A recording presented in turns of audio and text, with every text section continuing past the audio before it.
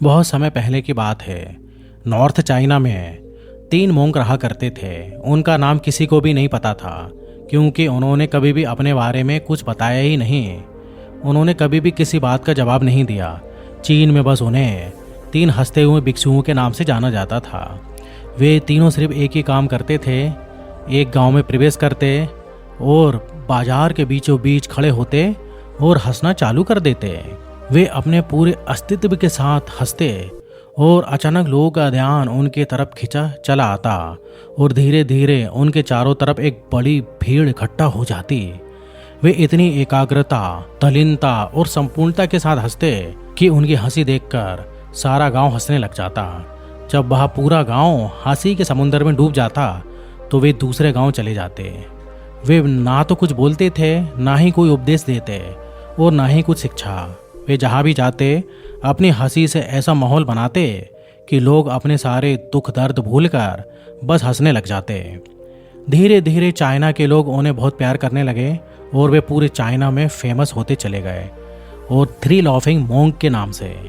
China के लोग उन्हें बहुत प्यार करते, उनका सम्मान करते।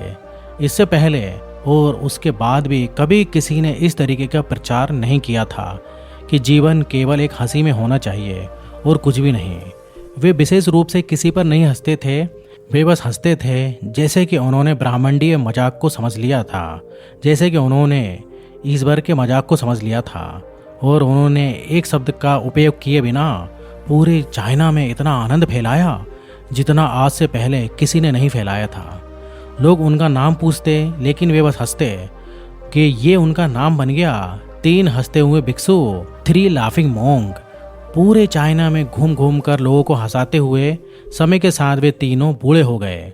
और एक रात जब वे एक गांव में ठहरे हुए थे तो उन तीनों में से एक भिक्षु की मौत हो गई और पूरा गांव स्तंभ हो गया।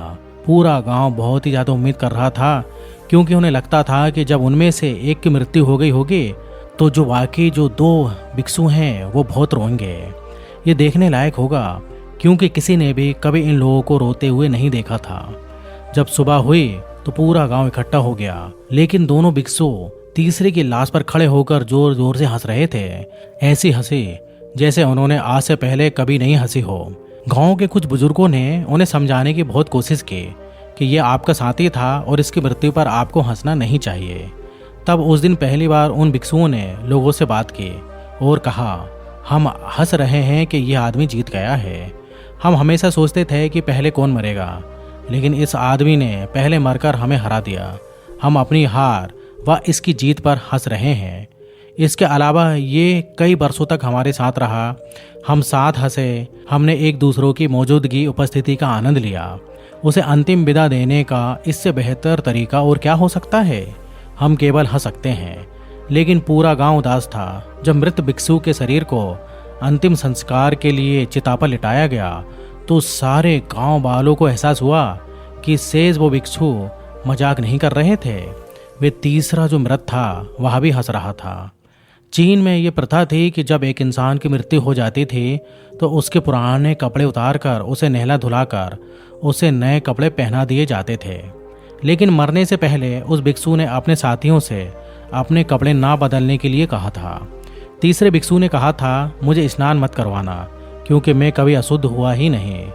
मेरे जीवन में इतनी हंसी आई कि कोई अशुद्धता जमा हो ही नहीं सकती थी। मैंने कोई धूल जमा नहीं की है, इसलिए मुझे नहलाकर कपड़े मत बदलना। जब उस तीसरे भिक्षु के शरीर पर आग लगाई गई तो गांव वालों को पता चला कि उस भिक्षु ने मरने से पहले अपने कपड़ों में पुराने चीनी पटाखों को छुपा रखा था, जो आग लगने के बाद फटकर आसमान में रंग बिरंगे तरंगों में फैल गए। और ये सब देखकर पूरा गांव जोर जोर से हंसने लगा। तो इस तरीके से वह तीसरा मोंक मरने के बाद भी सारे गांव वालों को हंसा गया। और ये देखकर शेष दोनों भिक्षुओं ने कहा, चालाक आदमी, तुम मर चुके हो, लेकिन तुमने हमें एक बार फिर हरा दिया। तुम्हारे द्वारा गांव वालों के चेहरे पर पैदा की गई ये हंसी आखिरी हंसी थी। दोस्तों, जिंदगी में खुश रहना कितना जरूरी है ये तो हम सभी जानते हैं, लेकिन इसके बावजूद भी हम ज़्यादातर टाइम दुखी ही रहते हैं, साथ ही दूसरों को भी दुखी रखते हैं। क्योंकि जब हम खुद ही खुश नहीं रहेंगे तो हम दूसरों को खुशियाँ कैसे दे सकते हैं। दोस्तों, ये कहानी हमें सिखाती है कि जिंदगी में दुख तकलीफ़ें वो हमेशा ही रहती हैं, लेकिन जो चीज़ हमेशा साथ रहती हैं वो है हमारी खुशी। या फिर हंसने के लिए किसी वजह की तलाश नहीं करना चाहिए। छोटी छोटी चीज़ों में खुद को और दूसरों को खुशी देने की मन में इच्छा होनी चाहिए। हंसना मुस्कुराना ये सब हमारी ज़िंदगी का एक आम हिस्सा है, लेकिन हम अपनी खुशियाँ अक्सर अपने दुखों के बोझ के नीचे दबा देते हैं। और जैसे जैसे ये बोझ बढ़ता जाता है हम हंसना और मुस्कुराना ही भूल जाते हैं। अपने गमों को भुलाकर ज़िंदगी को जीना सीखें।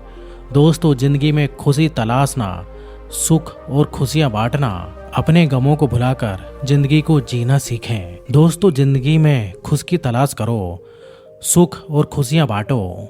दुख तो ज़िंदगी का हिस्सा है, वो तो ना चाहकर भी आएगा। दोस्तों, अगर ये वीडियो से आपको कुछ सीखने को मिला हो तो कमेंट बॉक्स में कमेंट जाकर जरूर करिएगा और वीडियो को लाइक शेयर करना ना भूलें।